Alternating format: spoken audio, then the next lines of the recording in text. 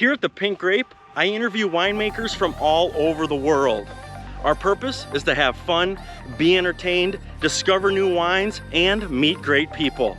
I hope you will join our journey around the wine world by subscribing to my channel. If you like this video, please be sure to hit that like button, share it with a friend, and please enjoy the interview. Barbara, welcome to the show, The Pink Grape. It is a pleasure having you on. It's my pleasure, Anthony. And so you are a winemaker and I believe a winery owner from Italy. Exactly, from Tuscany. You got a really great, interesting story, and I'd like to dive into that. And I'd like to start by learning about how did you become a winemaker? Oh, that's actually a bit of a family story because as you may saw, we are a Swiss family, we're not Italian. So I grew up in Zurich. I did all my school and studies in Zurich. But in the meantime, we had a holiday house in Tuscany, and this holiday house was surrounded by some vineyards. So you can imagine that I spent quite a few of my vacations in Tuscany. These vacations, they were always, let's say, very much linked to buy some food, to cook together. And then in the end of the day, of course, to sit together at the big table with the whole family, with some friends and enjoying this beautiful food, as well as also some quite interesting bottle of wines. And so this lifestyle was always, let's say, part of me. And so when I started to think about what I could do as an adult, winemaking was definitely one of the options, but it was not the only one. So it took me a little while till I really could imagine that winemaking and being involved on an everyday basis with wine is really the way I wanted to go. But at a certain point, I really decided that my parents' hobby will become my profession. And now it's already 25 years ago that I moved to Tuscany and I took over Brancaia, let's say the winemaking part as well as the management part, with the result that my kids probably do speak a little bit better Italian than Swiss German. You say you've been making wine for 20 years, about, correct? So it's close to 25. 25 years? Okay. And what's your favorite thing about being a winemaker? One part I do think is extremely exciting, that I'm involved in the process from A to Z.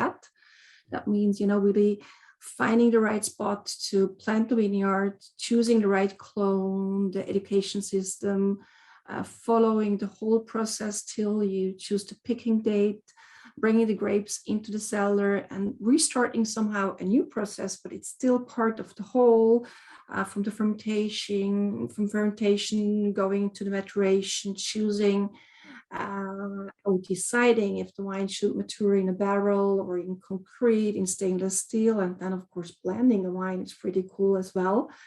And also choosing the right bottle shape, creating a label, designing a box, and then in the end of the day, you're sitting in a fancy or not so fancy restaurant wherever on the world and refining your wine on the wine list. That's right. Quite exciting, honestly. Yeah.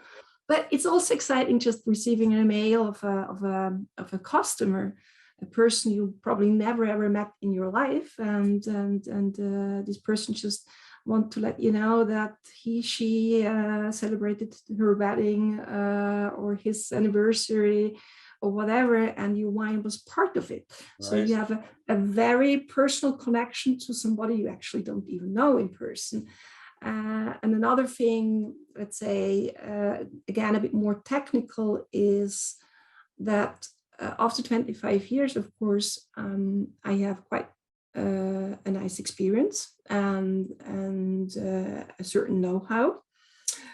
And each new vintage will, of course, benefit of what I already saw and know. But at the same time, there is every year still something new to learn. So it's, knowing that you know a lot, but there's still a lot to learn is also quite exciting. Yeah, I heard a winemaker tell me once that for example, they made wine for 25 years, but that really only means they've only made wine 25 times, right? Yes, exactly. So very true. Right, it's an interesting way to put it. And like you said, you're always learning. Not every single year is the same because we're so dependent on what Mother Nature gives us in the vineyard. And that's what really dictates how we're going to act in the winery to make the wine. Absolutely. Especially on high quality wine, the link to nature is really crucial. Absolutely. Perfect. And so tell us a little bit about your wine. So I believe I read that you have 3 wine estates. Is that correct? Exactly. We have 3 spots. All of them are in Tuscany, so central Italy. Two of them are in the Chianti Classico region. That means between Florence and Siena. And the third spot is at the Tuscan coast, south coast. That's what we call Maremma. What makes your wine so special? What do you want to share to people about your wines? Well, our wines want to show really where they do grow. So we want to have a very strong link to the spot. We want to make wines which are authenticity and want to show the authenticity of where they come from. And we believe that we can achieve this with not making compromise on quality, of course, but also with organic farming. So we do focus very much on the respect to nature. We believe that we can achieve a grape ripeness, which is not just nice because you have the flavors, you have the color, you have the sugar, whatever you are looking for, but you have also some flavors which are really showing where it comes from. So that's very much the focus, and that you should refine in all our wines. Nice. That's great. And one question I get asked quite a bit from people is, that aren't in the wine industry and just want to go to the wine store and pick out a nice bottle of wine is, how do I know which wine to pick? And I can understand that question because you walk into a wine store nowadays and you've got 1,000 different bottles of wine and it can be overwhelming. What do I pick? So people that are going to listen to this, if they can find your wine on the shelf, obviously I'd say go buy a bottle of your wine. But if they can't, why should they go and pick a bottle of Tuscan wine? You walk in the wine store, why should they pick a bottle of Tuscan wine over like a French bottle of wine? What makes Tuscany stand out compared to the other wines of the world? Well, Tuscany, whoever has been Tuscany knows how beautiful it is. Okay, sure. It's just one of the most beautiful landscape. You have really exciting towns to visit and villages, and then of course you have also pretty good food, and the wine is just like the top of everything. Right. So whoever hasn't been to Tuscany, this is a big invitation. Come to Tuscany. Right. And if you are there, just of course come to visit us. But beside this, what makes Tuscan wine so special? I do think that Tuscan wines very often do have a perfect balance of freshness, of fruitiness. They are elegant, they're complex, they're profound.